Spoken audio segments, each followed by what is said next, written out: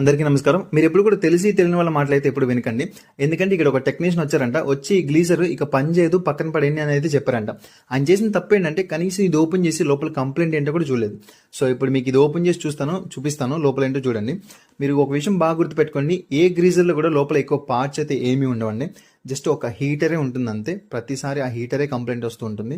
So ఈ మధ్యకాలంలో అందరూ బోర్ వాటర్ బాగా వాడుతున్నారు.